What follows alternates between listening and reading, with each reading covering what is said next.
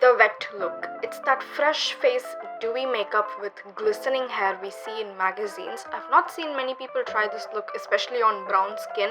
So let's get started. My favorite lightweight moisturizer is the one that my dermatologist prescribed. It's Epilyno Lotion. Girlies who swear by pharmacy skincare, you should check this out. The texture is fluffy and airy. Summer started in here and this is perfect for oily skin people.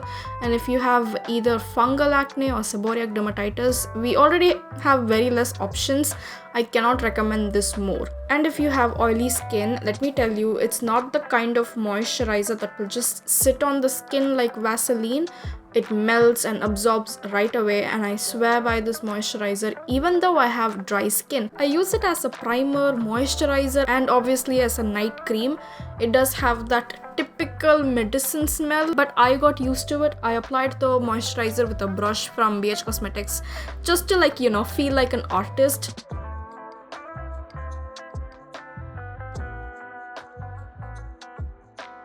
My current favorite primer is from Elle 18. I don't reach out to a lot of silicone based primers. I have a feeling that this formula is made for all skin types and not just oily skin. If you don't know how silicone based primers work, it basically creates this even layer for your base makeup. Without a primer, your concealer or foundation will just sit on the skin, versus with a primer, it looks like the concealer has melted and became a part of your skin. Without a primer, it looks like you've painted the base makeup onto your skin, versus with a primer you can already see how little product you need and it's so easy to get that even base. The finish looks more diffused, but it is true that the difference you're seeing here, only you can notice it. Like nobody's gonna come close to your face to see this finish. Also, this only makes sense if you have texture on your skin.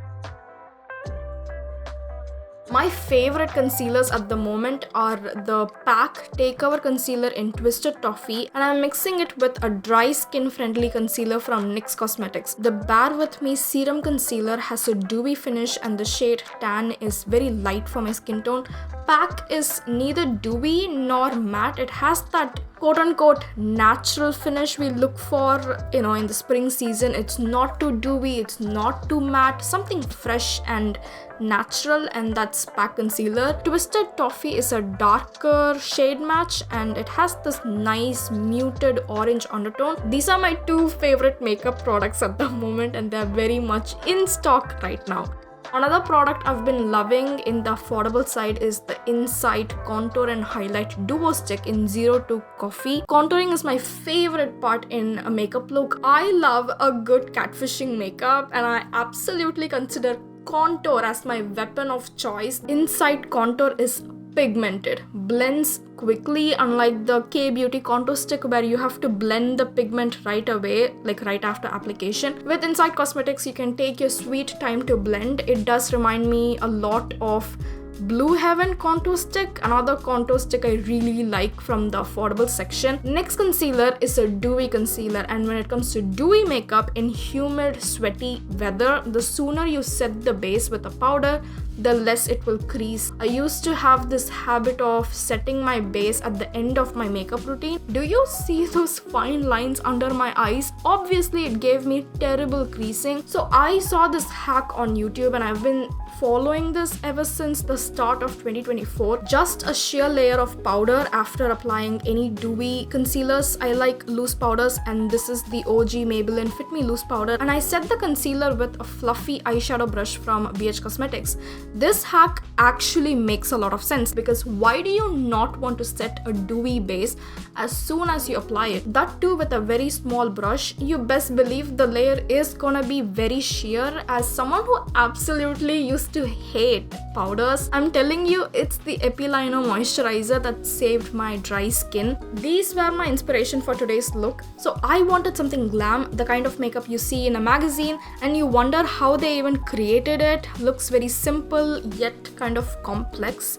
That was my inspiration. I want to give a shout out to my BFF at the moment. It's the Swiss Beauty CRAZE Eyeshadow Quad. Whenever I try eyeshadow, especially those taupe, dark brown, transition colors, even palettes like Huda Beauty just don't spread evenly on my eyelids. Maybe because I don't use eye primer or any base like concealer on my eyelids, but that is the point. I simply don't want to use a concealer or an eye primer. I kept wondering why the CRAZE palette is number 1 in my affordable eyeshadow list. The matte shadows here are super pigmented, and whether it's on my eyes or on my palm, you don't see like a patchy finish. As for the eye makeup, I used a medium beige all over my lids and a dark brown only on the outer edge of my eyes. I really like when the brown shadow is placed at a slightly tilted angle, so from afar it looks like my eyes are lifted.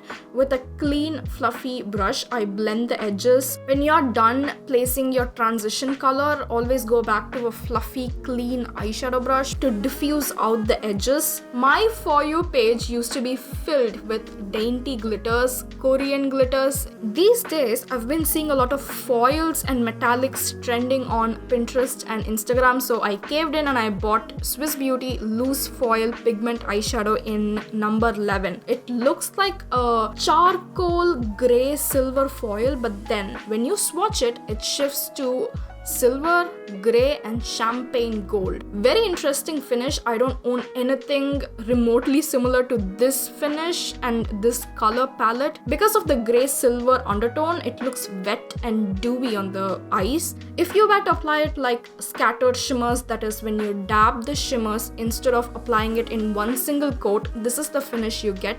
The shimmers do come off with the most slightest touch, so it's not long lasting. You cannot rub your eyes after placing this on your eyelids. Now here in this lighting setup, the camera was only able to capture gold, champagne gold color. It looks metallic, but not the metallic shades I am used to seeing. Glistening, like water under sunlight.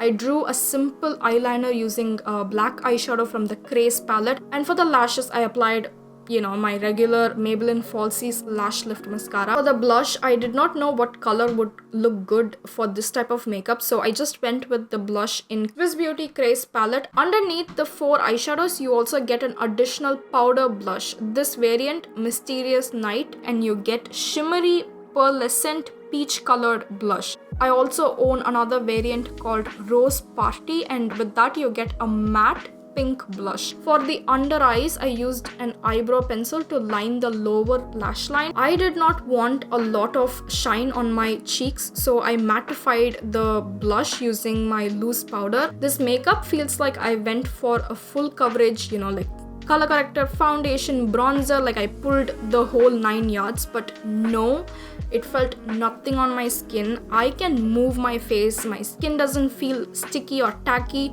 This is why I love concealer only makeup. You can still see my sunspots and a little bit of my facial hair here and there.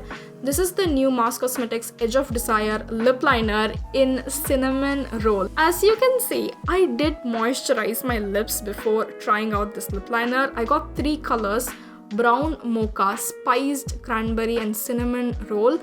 And out of the 3, 2 colors, brown mocha and cinnamon roll, don't seem to have the same formula as the older Edge of Desire lip liner formula. I tried it many times, and these 2 colors, brown mocha and cinnamon roll, kind of dried out my lips, and it did not give me an even application, and it did not glide on my lips smoothly like the other shades. I even went back and tried the older formula just to see if I'm being a delulu, but no, every time I tried it, my lips looked wrinkly. This is just a first impressions. I'll give you an update in my Mars Cosmetics lipstick video. I thought I would go for a 2-toned lips, but peachy nude version. Center of my lips, I applied Peri Pera Ink Velvet Nude in 26. It's a peachy pink nude, just perfect for fair skin tone girlies. Even after applying a blurry lip tint, my lips did feel very dry and wrinkly, so I grabbed the nearest gloss that I had,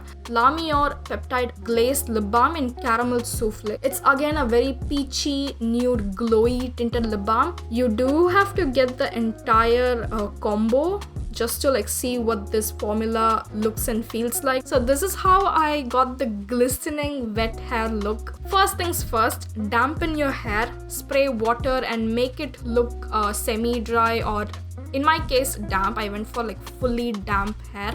Then take a baby hair oil and you're gonna apply it all over your hair from the root to the tip. This is a K-beauty hack I fucking stole from watching a vlog, bro. I wanna know how many people watch Ashley B. Choi, Ashley from Ladies Code. So I was watching her vlog, Ashley's vlog, and she said that the hairstylist applied baby oil to get that wet hair look. Every time I tried the wet hair look with gel, my hair like instantly dries up and it never stayed wet or damp. It never looked glistening. This actually makes a lot of sense because oil on top of water, it's gonna stay damp or at least look damp.